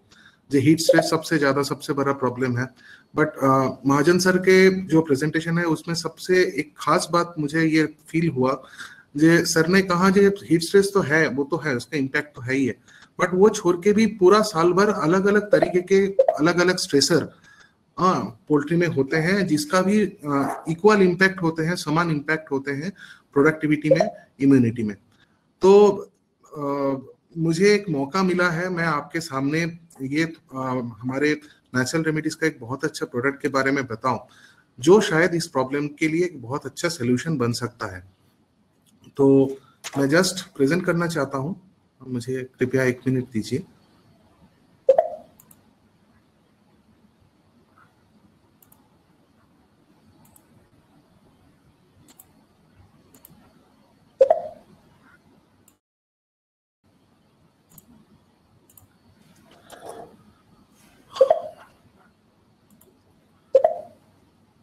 मैं नेचुरल रेमेडी से एक प्रोडक्ट के बारे में बताना चाहूंगा। प्रोडक्ट के नाम है फाइटोसी, जो एक नेचुरल डिफेंस एनहांसर है। तो पहले मैं बोलूंगा जो क्यों नेचुरल डिफेंस एनहांसर का जरूरत क्यों है। तो हम लोग सब जानते हैं, सर ने भी अभी अपने प्रेजेंटेशन में कहा है कि हाँ, there are multiple different kind of available stress. सिर्फ एक हीट स्ट्रेस नहीं होता है, अलग अलग तरह तरीके से स्ट्रेस होता है। एनवायरमेंटल स्ट्रेस होता है, फिजियोलॉजिकल स्ट्रेस होता है, न्यूट्रिशनल स्ट्रेस होता है, मैनेजमेंटल स्ट्रेस होता है, साइकोलॉजिकल स्ट्रेस होता है। और एक साइंटिफिक स्टडी है स्ट्रेस के ऊपर। जब भी बर्ड को एक तरीके से स्ट्रेस होता है, जब बर्ड के सामने एक स्ट्रेस है, बर्ड उसको अडॉप्ट करने के लिए पूरा कोशिश करते हैं और अच्छे से अडॉप्ट भी कर लेते हैं। But when there are multiple stresses, जब एक से अधिक स्ट्रेस आता है, तो बर्ड के जो रेजिस्टेंस है स्ट्रेस के प्रति, वो धीरे धीरे कम हो जाता है। इस फेनोमेनन के, इस घटना को हम लोग बोलते हैं क्रॉस सेंसिटाइजेशन। तो ये क्रॉस सेंसिटाइजेशन एक बहुत ही स्वाभाविक घटना है पोल्ट्री में, पोल्ट्री लाइफ में। और इसका इंपॉर्टेंस ये है जे हम लोग देखे हैं ऑलरेडी बहुत तरह तरीके से स्ट्रेसर है। बर्ड ऑलरेडी प्रोडक्शन स्ट्रेस पे है और इसके बाद और भी कुछ अलग तरीके से स्ट्रेस आ जाते हैं। तो बर्ड के लाइफ में, ब्रॉयलर हो, लेयर हो, ब्रीडर हो, क्रॉस सेंसिटाइजेशन एक कॉमन, आज के डेट में कॉमन फेनोमेनन है। तो इसका क्या होता है, इसका सीधा संपर्क होता है इम्यूनिटी में। इम्यूनिटी सप्रेशन होता है, दब जाता है, प्रोडक्टिविटी कम होता है, प्रोडक्टिविटी के ऊपर भी इसका डायरेक्ट रिलेशन है। तो हमें पता है जब हम लोग जो फीड देते हैं, न्यूट्रिशन देते हैं बर्ड में, उससे जो एनर्जी तैयार होता है, तो उसके एनर्जी का सबसे फर्स्ट यूज होता है बॉडी के मेंटेनेंस में, उसके बाद उसके यूज होता है ग्रोथ में, एंड लास्टली प्रोडक्शन में। बट जब भी बॉडी में कोई स्ट्रेस आता है, तो उस स्ट्रेस को अडॉप्ट करने के लिए, उस स्ट्रेस को रेजिस्ट करने के लिए मेंटेनेंस में सबसे ज्यादा एनर्जी का रिक्वायरमेंट होता है। तो जो बॉडी में जितना भी एनर्जी बनता है, उसका सबसे ज्यादा यूज मेंटेनेंस में चले जाता है। इसके लिए ग्रोथ एंड प्रोडक्शन के लिए डेफिनेटली एक शॉर्ट होता है, कम पड़ते हैं एनर्जी, और डेफिनेटली उसका इंपैक्ट ग्रोथ एंड प्रोडक्शन पे आते हैं। मतलब हमें ऑप्टिमम ग्रोथ एंड प्रोडक्शन नहीं मिलते हैं। तो इसका सीधा असर हमें 3 तरीके से दिखता है जब भी स्ट्रेस होता है, मल्टीपल स्ट्रेस होता है, एक से अधिक स्ट्रेस होता है। एक इम्यूनिटी के ऊपर होता है, इम्यून सप्रेशन होता है। इसके लिए क्या होता है, क्या दिखता है हमें, जे मोर्टेलिटी, मृत्यु के हार, ये बढ़ जाते हैं। दूसरा, हाई ससेप्टेबिलिटी टू डिजीज, मतलब डिजीज होने के चांसेस भी बढ़ जाते हैं। हमें अपेरेंटली दिख रहा है हमारा बर्ड्स हेल्दी है, बट किसी भी दिन डिजीज होने के चांसेस बढ़ सकते हैं। Drop in production both egg and meat, एक मीट ब्रॉयलर में, ब्रीडर में, लेयर में, दोनों में प्रोडक्शन ड्रॉप के एक चांसेस है। परफॉर्मेंस पैरामीटर लाइक एफसीआर, ये कम होगा, पोर होगा। फर्टिलिटी, हैचेबिलिटी ब्रीडर में भी इसके ऊपर भी इंपैक्ट आएगा, ये प्रोडक्शन पे। एंड सब ऑप्टिमल क्वालिटी, हमें पता है जब भी स्ट्रेस होता है ऑक्सीडेटिव डैमेज बढ़ जाते हैं। Due to the oxidative damage ये क्वालिटी के ऊपर भी इसके इम्पैक्ट आता है, मीट क्वालिटी के ऊपर इसके इम्पैक्ट आएगा। सर ने कहा, डायरेक्टली कहा, जब स्ट्रेस बढ़ते हैं, पर्टिकुलरली हीट स्ट्रेस में बाइकार्बोनेट लॉस होते हैं, उसके लिए एक्सेल थिकनेस कम हो जाते हैं, एक ब्रेकेज के परसेंटेज ज्यादा आते हैं। तो ये 3 तरीके के प्रॉब्लम किसी भी तरीके से स्ट्रेस में हमें मिलते हैं। तो इसके लिए जो हमारे पास जो सबसे अच्छा सोल्यूशन है आज के डेट में वो है ए नेचुरल डिफेंस एनहांसर फाइटोसी। फाइटोसी 3 बहुत अच्छे हर्ब से बने हुए हैं, आंवला, अश्वगंधा और तुलसी, और इसका 3 बेसिक फाइटोकेमिकल है, पॉलीफेनॉल्स, विथेनोलाइट्स एंड ट्राइटरपेनॉइड्स। ये 3 फाइटोकेमिकल के इसके वजह से फाइटोसी 3 तरीके से स्ट्रेस के ऊपर काम करते हैं, एडाप्टोजेनिक, सीएमआई मतलब cell mediated immunity, and anti stress, stress को कम करना। तो हम लोग धीरे धीरे एक एक पॉइंट को थोड़ा सा बहुत शॉर्टली इसको ब्रीफ करेंगे। पहला, एडाप्टोजेनिक। एडाप्टोजेनिक क्या होता है? एडाप्टोजेनिक बेसिकली एक नॉर्मल फाइटोकेमिकल होते हैं जो बॉडी के अंदर जो अंदरूनी प्रतिरोध क्षमता होते हैं बाढ़ के अंदर, किसी भी स्ट्रेस में जब होता है, किसी भी स्ट्रेस के सामने जब भी कोई बाढ़ आता है या कोई भी लिविंग बॉडी आता है, उसका एक अंदरूनी क्षमता होता है उसको झेलने के लिए, उसको स्टैमिना बोलते हैं हम लोग, एंड्योरेंस बोलते हैं। एडाप्टोजन क्या होता है? एडाप्टोजन ये अंदरूनी क्षमता को या एंड्योरेंस को, स्टैमिना को, इसको बढ़ाते हैं। सो बर्ड कोई भी स्ट्रेस कंडीशन को और भी बेहतरीन तरीके से इसको अडॉप्ट कर पाते हैं, तो इसको हम लोग बोलते हैं एडाप्टोजेनिक प्रॉपर्टी। ये एडाप्टोजेनिक प्रॉपर्टी फाइटोकेमिकल से आते हैं। इसके अंदर फाइटोसी के अंदर पॉलीफेनॉल, विथेनोलाइट एंड ट्राइटरपेनॉइड, ये 3 फाइटोकेमिकल हैं जो पोटेंशियल एडाप्टोजन है। तो एडाप्टोजन का मैं छोटा सा एग्जांपल देना चाहता हूँ, बहुत शॉर्टली बोलने चाहता हूँ। जैसे बर्ड के लाइफ में जब स्ट्रेस नहीं रहता है, गुड हेल्थ कंडीशन में, तब आप देखेंगे रेजिस्टेंस फ्लैट कर्व में है। बट जब भी बर्ड कोई भी स्ट्रेस को फेस करते हैं, body enters into alarm stage, body alarm stage में आ जाते हैं, रेजिस्टेंस ऊपर आना चालू होते हैं, मतलब बर्ड स्ट्रेस के अगेंस्ट रेजिस्टेंस दिखाना चालू करते हैं। धीरे धीरे क्या होता है, जब स्ट्रेस कंडीशन बढ़ते रहते हैं, बर्ड अपना पूरा एनर्जी रेजिस्टेंस में लगा देते हैं और इसको प्रिवेंट करने की कोशिश करते हैं, स्ट्रेस को रेजिस्ट करने की कोशिश करते हैं। तो इस टाइम बॉडी रेजिस्टेंस स्टेज में जाते हैं।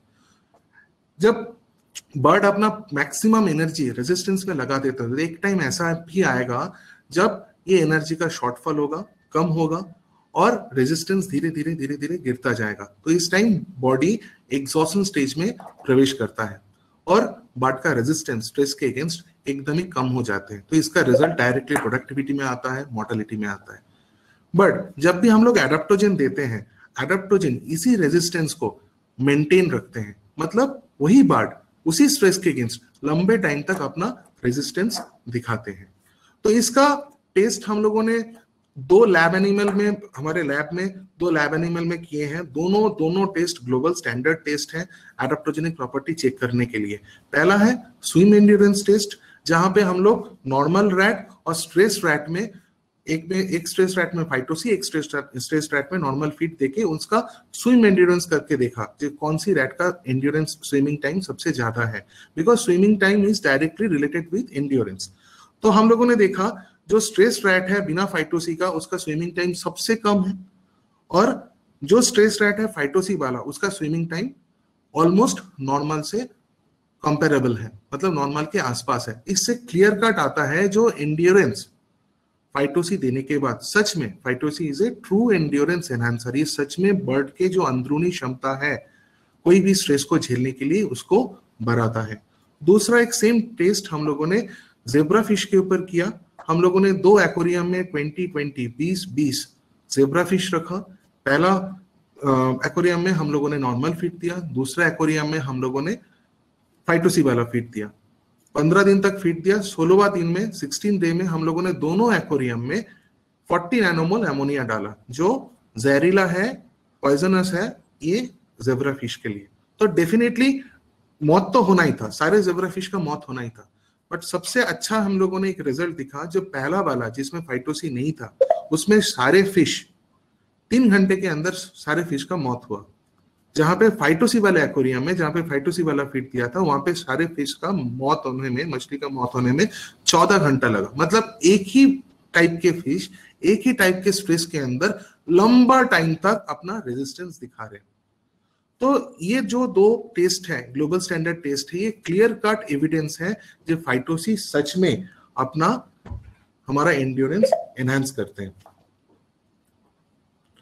दूसरी जो काम फाइटोसी करता है वो सीएमआई या सेल मीडिएटेड इम्यूनिटी के ऊपर। हम सबको पता है, हम लोग बर्ड की इम्यूनिटी के बारे में काफी ध्यान रखते हैं, ब्रीडर हो, ब्रॉयलर हो, लेयर हो, हम लोग टाइम टू टाइम वैक्सीन करते हैं, वैक्सीनेशन देते हैं, हम लोग टाइम टू टाइम बायोसिक्योरिटी का मेजर्स रखते हैं। बट जो अंदरूनी इम्यूनिटी है, बर्ड के जो नेचुरल इम्यूनिटी है, उसके ऊपर भी ध्यान देना इक्वली जरूरी है। हमें पता है जो कुछ सेल्स होते हैं बॉडी के अंदर, जिससे एक कंबाइंड इम्यूनिटी, नेचुरल इम्यूनिटी हम प्रोवाइड करते हैं, बॉडी को प्रोवाइड करते हैं कुछ सेल्स, उसको हम लोग सेल मीडिएटेड इम्यूनिटी बोलते हैं। ये सेल मीडिएटेड इम्यूनिटी के काफी सारे कंपोनेंट्स होते हैं, जैसे lymphocyte, macrophage, NK cell, lysozyme, ये अलग अलग कंपोनेंट है सेल मीडिएटेड इम्यूनिटी के लिए।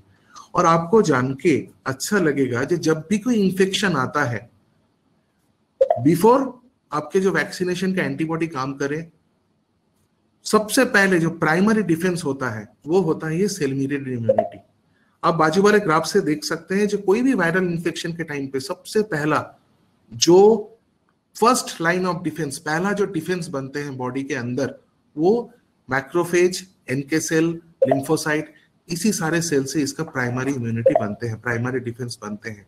और फाइटोसी ये सारे सेल्स के ऊपर, ये सारे कंपोनेंट्स के ऊपर कॉम्प्रिहेंसिव वे में काम करता है, मतलब ये सारे सेल्स की एक्टिविटी बढ़ाता है। लिम्फोसाइट का प्रोडक्शन बढ़ाते हैं, प्रोलिफरेशन बढ़ाते हैं, मैक्रोफेज, NK सेल इनका एक्टिविटी बढ़ाते हैं, लाइसोजाइम का एक्टिविटी बढ़ाते हैं, हेटेरोफिल लिम्फोसाइट रेशियो इसको भी प्रॉपर रखते हैं, ऑप्टिमाइज करते हैं। तो फाइटोसी देने के बाद हम लोग ये एक्सपेक्ट करते हैं ये नेचुरली बॉडी का जो डिफेंस है उसको एनहांस करेगा, उसके मतलब इसके इम्यूनिटी को जोरदार करेगा। इसका सीधा इंपैक्ट आएगा मोर्टेलिटी पे, मोर्टेलिटी कम होगा, लाइवेबिलिटी बढ़ेगा, चांसेस ऑफ डिजीज भी कम होगा। तो इसका भी हम लोगों ने प्रूव किया है, मैं डिटेल में नहीं जाऊंगा। हम लोगों ने 2 ग्लोबल स्टैंडर्ड टेस्ट किए, जिस क्या सच में फाइटोसी देने के बाद हमारा बर्ड के बॉडी में इम्यूनिटी बढ़ता है। उसमें एक टेस्ट है नियोप्टेरिन लेवल। नियोप्टेरिन एक बायोमार्कर होता है फाइटोसी के, और हम लोगों ने देखा है जे इवन अंडर स्ट्रेस कंडीशन में भी हम लोग जब फाइटोसी देते हैं, नॉर्मल स्ट्रेस कंडीशन में नियोप्टेरिन लेवल कम होते हैं, बट सेम स्ट्रेस कंडीशन में हम लोग जब नियोप्टेरिन फाइटोसी देते हैं तो नियोप्टेरिन लेवल जो नॉर्मल कंडीशन में नियोप्टेरिन लेवल है उसके बराबर रहते हैं। इसके मतलब है फाइटोसी हम लोग जब देते हैं, बॉडी का जो इम्यूनिटी है वो नॉर्मल रहते हैं, ऑप्टिमाइज लेवल में रहते हैं। दूसरा जो एक टेस्ट हम लोगों ने किया है वो क्यूटेनियस बेसोफिल हाइपरसेंसिटिविटी टेस्ट है और CBHT टेस्ट है। इसमें टेस्ट में भी हम लोगों ने देखा कि फाइटोसी देने के बाद जो बॉडी का इम्यूनिटी रिस्पॉन्स है वो स्ट्रेस कंडीशन से काफी गुना बेहतर है। मतलब हम ये बोल सकते हैं जब हम लोग फाइटोसी देंगे, बॉडी का जो नेचुरल इम्यूनिटी है वो डेफिनेटली अच्छा रहेगा, इम्यूनिटी ऑप्टिमाइज कंडीशन में रहेगा। तो इसके मतलब हम लोग सीधा सीधा मोर्टेलिटी और morbidity, disease condition, chances of disease इसके साथ जोड़ सकते हैं। जो तीसरा बेनिफिट है फाइटोसी का वो है इसका एंटीऑक्सीडेंट प्रॉपर्टी। हम लोगों ने काफी प्रोडक्ट हीट स्ट्रेस में या अदर स्ट्रेस कंडीशन में यूज करते हैं जिसके अंदर ऑक्सीडेटिव एंटीऑक्सीडेटिव प्रॉपर्टी रहे। तो फाइटोसी का जो एंटीऑक्सीडेंट प्रॉपर्टी है वो बहुत ही पोटेंशियल प्रॉपर्टी है। इसके कुछ हम लोगों ने पैरामीटर्स टेस्ट भी किए हैं और उससे पता चला है जे फाइटोसी इज ए पोटेंशियल एंटीऑक्सीडेंट। तो ये बॉडी में हम लोगों को पता है जिस स्ट्रेस कंडीशन में बॉडी में ऑक्सीडेटिव डैमेज बढ़ जाते हैं, तो फाइटोसी देने के बाद ये ऑक्सीडेटिव डैमेज होने के चांसेस भी कम हो जाता है और इसका सीधा सीधा संपर्क होते हैं क्वालिटी। हमें अच्छा क्वालिटी इन प्रोडक्शन में, ऑप्टिमल क्वालिटी मिलने का चांसेस में बढ़ जाते हैं। फाइटोसी का सबसे खास बात है, मार्केट में काफी तरीके का प्रोडक्ट है, फाइटोसी का सबसे खास बात है फाइटोसी जड़ पे जाके काम करता है, मतलब रूट लेवल में काम करता है। ये इफेक्ट पे काम नहीं करता, ये कॉज पे काम करता है। स्ट्रेस का सबसे बड़ा कॉज है stress hormone, that is corticosterone. Phytocee pituitary level में CRH रिसेप्टर को ब्लॉक करके ये कॉर्टिकोस्टेरॉन के प्रोडक्शन को कम करते हैं। ये फाइटोसी का सबसे बड़ा खास बात है। हम अगर देखते हैं, अगर इसका इम्पैक्ट, कमर्शियल इम्पैक्ट अगर हम देखते हैं, जैसे सर ने कहा जे, या हम लोगों ने पोल पे भी देखा, जे समर स्ट्रेस में जो लेयर के अंडे में एक सेल थिकनेस कम होते हैं, एक ब्रेकेज परसेंटेज थोड़ा सा कम हो जाते हैं, बढ़ जाते हैं। फाइटोसी देने के बाद हम लोगों के ट्रायल में हमें मिला जिसमें एक सेल में अप टू 3% तक इंक्रीज होता है। तो डेफिनेटली ये एक सेल ब्रेकेज को कम करने में मदद करेगा। दूसरा, कलर एग में भी हम लोगों ने देखा फाइटोसी जो एक सेल का कलर आते हैं, ब्राउन एग का कलर आते हैं, स्ट्रेस के कारण के ब्राउन एग के कलर हल्के आने लगते हैं। फाइटोसी जो कलर की होमोजेनिसिटी है, यूनिफॉर्मिटी है, उसको इंक्रीज करता है। और ये एक्सेल थिकनेस और एक्सेल कलर, ये दोनों का सीधा सीधा संबंध है ब्रीडर में हैचेबिलिटी के साथ, फर्टिलिटी एंड हैचेबिलिटी के साथ। तो हम लोग जब एक्सेल थिकनेस और एक्सेल कलर को ऑप्टिमाइज कर पा रहे हैं, यूनिफॉर्म कर पा रहे हैं, तो डेफिनेटली ब्रीडर में इसका हैचेबिलिटी में भी हम लोग इंक्रीज कर पाएंगे। लेयर में और एक खास बात है फाइटोसी का, फाइटोसी हॉग यूनिट इंप्रूव करता है। हमारे ट्रायल में देखा गया है फाइटोसी हॉग यूनिट को इंप्रूव करता है। मैं अब लोगों को पता है हॉग यूनिट एक फ्रेशनेस को बताते हैं, एक फ्रेशनेस कैसा है। मतलब हम लोगों ने देखा है, हम लोगों ने फ्रेश एग में भी इसको ट्राई करके देखा है, हम लोगों ने स्टोर्ड एग में भी इसको ट्राई करके देखा है, और हमने देखा जो fresh egg and stored egg दोनों केसेस में फाइटोसी हॉग यूनिट को इंप्रूव करते हैं। इसके सीधे मतलब है फाइटोसी एक फ्रेशनेस को इंप्रूव करते हैं, और एक फ्रेशनेस रहेगा डेफिनेटली एक का सेल्फ लाइफ बढ़ेगा, जो आज के डेट में बहुत ज्यादा इंपॉर्टेंट है। हमारे ब्रीडर के जो ट्रायल है, प्राइमरी ट्रायल में हमें पता चला मोर्टेलिटी भी इंप्रूव हो रहा है फाइटोसी देने के बाद, एंड हैचेबिलिटी पार्ट भी जो हम लोगों ने कहा था उसका इंप्रूव हुआ है। ब्रॉयलर में हम लोगों ने देखा सीधा सीधा जो फिजियोलॉजिकल कंडीशन है उसमें इंप्रूव हो रहा है। हीट स्ट्रेस के टाइम पे जो सबसे बड़ी टेंशन रहते हैं जो बर्ड के बॉडी टेम्परेचर, हम लोगों ने देखा फाइटोसी देने के बाद बॉडी टेम्परेचर में, डीप बॉडी टेम्परेचर में काफी सुधार आया है। और दूसरा, स्ट्रेस को सीधा सीधा कंट्रोल करने वाला जो स्ट्रेस हार्मोन है सेरम कॉर्टिकोस्टेरॉन, उसके लेवल भी फाइटोसी सीधा तरीके से कम कर रहे हैं। तो जब स्ट्रेस हार्मोन कम रहेगा, बॉडी टेम्परेचर कम रहेगा, उसका सीधा एक इम्पैक्ट, पॉजिटिव इम्पैक्ट प्रोडक्टिविटी में भी आएगा। तो हम लोगों ने देखा जब हम लोग ब्रॉयलर में फाइटोसी यूज किए हैं, इसका पॉजिटिव इंपैक्ट एक प्रोडक्टिविटी में भी अलग अलग पैरामीटर में आया है, जैसे body weight, FCR, EPF, mortality, सब में हम लोगों ने देखा नेगेटिव कंट्रोल, मतलब स्ट्रेस कंट्रोल से फाइटोसी कंट्रोल में इसका एक पॉजिटिव इंप्रूवमेंट हुआ है। तो हम लोग, आपको मुझे ये बताने में बहुत खुशी हो रहा है, ये फाइटोसी एक मेड इन इंडिया प्रोडक्ट है, ये इंडिया में बनते हैं, बट अब आज पूरा विश्व में आप एशिया, यूरोप, अफ्रीका, इसके अलग अलग कंट्रीज में फाइटोसी 21 देशों में आज काफी सारे कस्टमर से बहुत अच्छे से इसका यूज हो रहा है। और मुझे ये बताने में भी बहुत खुशी हो रहा है, और maximum customer are highly satisfied, बहुत खुश है, और पूरा 365 दिन साल का ये फाइटोसी यूज कर रहे हैं। तो फाइटोसी आज के डेट में 5 केजी और 25 केजी बैग में उपलब्ध है, और इसका जो डोज है ब्रॉयलर, ब्रीडर, लेयर सभी में 200 ग्राम पर टन ऑफ फीड में इसमें उपलब्ध है। मैं फाइटोसी के बारे में सब कुछ बताया, एक छोटा सा स्टोरी, जस्ट 2 मिनट का एक स्टोरी में मैं आपको बताना चाहता हूं फाइटोसी कैसे काम करता है। जैसे हम लोग स्टैमिना वाले बोले हैं, स्टैमिना का एक स्टोरी में बोलूंगा, जो फाइटोसी स्टैमिना बढ़ाता है, एंड्योरेंस बढ़ाता है। मान लीजिए एक सिटी में एक कॉमन मैन है, जैसा मैं कॉमन मैन हूं, तो कॉमन मैन क्या है, वो ट्रेंड नहीं है कोई फाइट के लिए, उसके पास कोई वेपन नहीं है, वो जल्दी भाग नहीं सकता है, ठीक है, वो लड़ाई के लिए तैयार नहीं होता है। बट एक आर्मी मैन, जब एक आर्मी मैन है, मान लीजिए कोई भी एक army man, military, navy, they are trained, उनका ट्रेनिंग होता है लड़ाई करने के लिए, उनके पास वेपन्स होता है। तो कभी एक सिटी में मान लीजिए एक कॉमन मैन भी है, एक आर्मी मैन भी है, बाहर से एक टेररिस्ट आया, पहले वो कॉमन मैन के साथ फाइट हुआ, कॉमन मैन कितना लंबा टिक पाएगा, आपको क्या लगता है? 2 मिनट, 3 मिनट, ज्यादा से ज्यादा, जल्दी, बिकॉज वो टेररिस्ट जो है वो they are train to kill, वो मारने के लिए उनको ट्रेनिंग मिलते हैं, उनके पास खतरनाक खतरनाक हथियार होता है, तो 2-3 मिनट में वो पूरा कॉमन मैन को वो खत्म कर देगा। बट वही टेररिस्ट जब वो आर्मी मैन से लड़ेगा, तो वो आर्मी मैन भी लड़ने के लिए तैयार है, उसका स्टेमिना ज्यादा है, वो लंबे टाइम तक लड़ पाएगा, लंबे टाइम तक लड़ पाएगा। उस लड़ाई में भले ही आर्मी मैन का मृत्यु हो जाए, बट लड़ाई जल्दी खत्म नहीं होगा। अभी आपको डिसाइड करना है, आपके बर्ड को आपको कॉमन बर्ड बनाना है या आर्मी बर्ड बनाना है। मैं आपको वादा कर सकता हूं, अगर आप अपने बर्ड में फाइटोसी यूज करेंगे, आपके हर एक बर्ड एक एक आर्मी बर्ड बनेगा। मैं एक स्टोरी बोल रहा था। एनीवे, फिर से मैं सबको धन्यवाद करता हूं मुझे मेरा प्रेजेंटेशन अटेंड करने के लिए।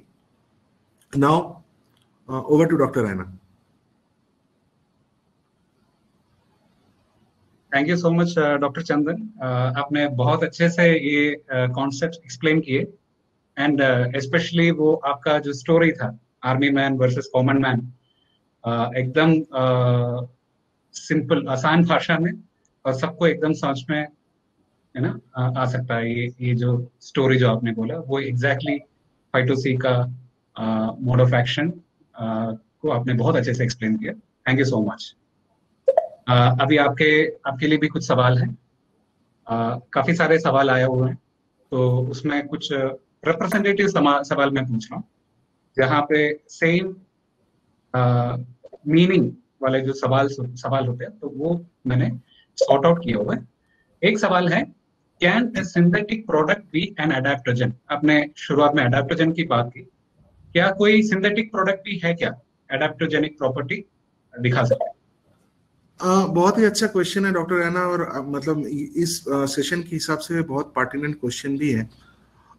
एडेप्टोजेनिक, जब मैं बोल रहा था एडेप्टोजेनिक प्रॉपर्टी, अगर आप एडेप्टोजेनिक प्रॉपर्टी का संज्ञा देखेंगे, डेफिनेशन देखेंगे, ये मतलब it should be an phytochemical, मतलब ये प्रकृति से मिलने वाली चीज है, प्रकृति से, नेचर से, हर्ब से, पेड़ पौधे से हम लोग इसको एडेप्टोजन एक मिल सकती है, ये इट शुड बी फाइटोकेमिकल। ठीक है, इसको दुनिया में कोई भी लैब में कोई एडेप्टोजन बन नहीं सकता है, कोई इसको सिंथेसाइज नहीं कर सकते हैं। तो अगर हमें बर्ड को एडेप्टोजेनिक प्रॉपर्टी देना है, वो एडेप्टोजेनिक प्रॉपर्टी हम लोग थ्रू किसी फाइटोकेमिकल से ही दे सकते हैं। तरह तरीके से डिफरेंट अलग अलग फाइटोकेमिकल अलग अलग हर्ब से मिलता है, जैसे अश्वगंधा हो गया, तुलसी हो गया, आंवला हो गया, ऐसे और भी कोई सारे हर्ब हैं जहाँ पे हमें एडेप्टोजन फाइटोकेमिकल मिलते हैं। बट कोई भी एडेप्टोजेनिक फाइटोकेमिकल हम लोग लैब में बना नहीं सकते हैं, तो कोई भी सिंथेटिक प्रोडक्ट में एडेप्टोजेनिक प्रॉपर्टी नहीं हो सकता है। Thank you so much doctor Chandan. एक सवाल काफी फ्रीक्वेंटली आया है कि आपने पहले बताया था कि फाइटोसी यूज कर सकते हैं समर सीजन में, समर में स्ट्रेस है, और आपने ये भी बताया कि बाकी और भी टाइम में भी स्ट्रेस होते हैं, तो is Phytocee effective in non summer season? क्या फाइटोसी समर के अलावा बाकी टाइम पे भी जब स्ट्रेस होता है वहां पे भी फाइटोसी इस्तेमाल कर सकते हैं? डेफिनेटली डॉक्टर रैना, फाइटोसी ऐसा एक प्रोडक्ट है जो आप 365 दिन किसी भी स्ट्रेस के अगेंस्ट में फाइटोसी को यूज कर सकते हैं। क्यों कर सकते हैं मैं आपको बोल रहा हूँ, क्योंकि कोई भी स्ट्रेस का आप देखेंगे, स्ट्रेस फिजियोलॉजी जो होते हैं, स्ट्रेस का जो पाथ है वो कॉमन है। कभी भी कोई भी किसी भी तरीके के जो स्ट्रेस होते हैं, स्ट्रेस होता है तो बॉडी में स्ट्रेस हार्मोन की मात्रा, हमारे खून में स्ट्रेस हार्मोन की मात्रा, दैट इज कॉर्टिकोस्टेरॉन की मात्रा बढ़ जाते हैं। जब भी बॉडी में कॉर्टिकोस्टेरॉन की मात्रा बढ़ जाते हैं, कॉर्टिकोस्टेरॉन सीधा जो हमारी इम्यूनिटी है, इम्यूनिटी को सप्रेस करते हैं, इम्यूनिटी को दबा देते हैं, और इसका सीधा असर पड़ता है बॉडी की इम्यूनिटी या मॉर्टेलिटी के ऊपर। फाइटोसी, मैंने शुरू में ही बोला, फाइटोसी जड़ पे जाके काम करते हैं। फाइटोसी सीधा जो स्ट्रेस हार्मोन या कॉर्टिकोस्टेरॉन का जो सिक्रेशन है उसको कम कर देते हैं। और मैंने बोला फाइटोसी एक कॉम्प्रिहेंसिव तरीके से सेल मीडिएटेड इम्यूनिटी को, बर्ड का जो नेचुरल इम्यूनिटी है उसको इंप्रूव करते हैं, रेडी रखते हैं, ऑप्टिमाइज रखते हैं। तो जो मेन जो जड़ पे जाके स्ट्रेस में काम करने के लिए फाइटोसी सारे स्ट्रेस के अगेंस्ट इक्वली एक्टिव है, समान तरीके से काम कर सकते हैं। Thank you so much. एक सवाल है, if my birds are healthy and giving standard production, then why should I use Phytocee? काफी इंपॉर्टेंट सवाल है, काफी सारे लोगों ने ये पूछा हुआ है ऐसे ही सिमिलर सवाल। अगर मेरे बर्ड्स हेल्थी हैं और प्रोडक्शन वगैरह स्टैंडर्ड नॉर्मल है, तो फिर मैं फाइटोसी क्यों यूज करना चाहिए? राइट, ये सवाल हम लोग कभी कभी फील्ड से भी सुनते हैं, तो ये बहुत ही अच्छा सवाल है।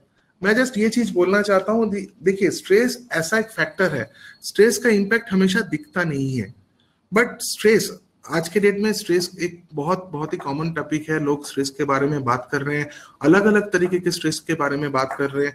काफी सारे फार्मर ये भी मानते हैं जो आज के डेट में बर्ड्स आर बायोलॉजिकल मशीन्स, ठीक है, तो कंटिन्यूअस उनके ऊपर वो एक मेटाबॉलिक स्ट्रेस में रहते हैं, एक प्रोडक्शन स्ट्रेस में रहते हैं। इसके ऊपर कोई भी एडिशनल स्ट्रेस अगर जुड़ जाए, एनवायरमेंटल स्ट्रेस हो गया या हैंडलिंग स्ट्रेस हो गया, हाउसिंग स्ट्रेस हो गया, वैक्सीनेशन के लिए स्ट्रेस हो गया, अलग अलग स्ट्रेस अगर इसके ऊपर जुड़ जाए तो डेफिनेटली वो एक क्रॉस सेंसिटाइजेशन की वजह से उसका एक इम्पैक्ट प्रोडक्टिविटी या मॉर्टेलिटी के ऊपर आएगा। तो हमेशा ये रिजल्ट दिखता नहीं है। फॉर एग्जाम्पल, अगर किसी बर्ड में स्ट्रेस के कारण से उसके इम्यूनिटी सब ऑप्टिमल है, जरूरी नहीं है उसका इम्यूनिटी हम लोग बाहर से दिख पाए, बट वो बर्ड का डिजीज होने का चांस, अगर इम्यूनिटी उसका सप्रेस्ड है तो डिजीज होने का चांस डेफिनेटली हाई रहेगा। तो बाहर से कोई भी चैलेंज आएगा तो उस बर्ड में, उस फॉर्म में जो मॉर्बिडिटी होने के चांसेस वो बढ़ेगा। तो इसको रोकने के लिए अगर हमें बाहर से भी दिख रहा है जो बर्ड्स आर हेल्दी या बर्ड्स आर प्रोडक्टिविटी है, स्टैंडर्ड है, उसके बावजूद भी हमें फाइटोसी यूज करना चाहिए या कोई भी नेचुरल डिफेंसर फाइटोसी जैसे यूज करना चाहिए। Thank you so much doctor Chandan, हमने काफी टाइम ले लिया इस पूरे वेबिनार के लिए। समय के अभाव के कारण हम सभी सवालों का जवाब नहीं दे पाए, और हम कोशिश करेंगे कि आपके सारे सवालों का जवाब आपके दिए हुए ईमेल पे हम जरूर देंगे। अगर आप इस वेबिनार के बारे में और कोई जानकारी चाहते हैं या आपके और कोई प्रश्न है इस टॉपिक को लेके या फिर कोई भी टॉपिक को लेके, तो आप हमको कांटेक्ट कर सकते हैं इस ईमेल आईडी पर जो आप अभी स्क्रीन में जो दिख रहा है, या फिर आप आपके लोकल रिप्रेजेंटेटिव्स के साथ भी आप पूछ सकते हैं। हमको वो सवाल हमारे टीम हमको भेज देंगे, और अगर ये सवाल हमको डॉक्टर एनके महाजन से आंसर लेना है या फिर अगर हम आंसर दे सके, हम आपको जरूर उसका जवाब आपके ईमेल आईडी पे हम दे देंगे। Thank you so much. एक बार फिर आप सबका धन्यवाद इस वेबिनार में भाग लेने के लिए और इंटरेक्टिव बनाने के लिए। आपका दिन शुभ हो। Thank you so much.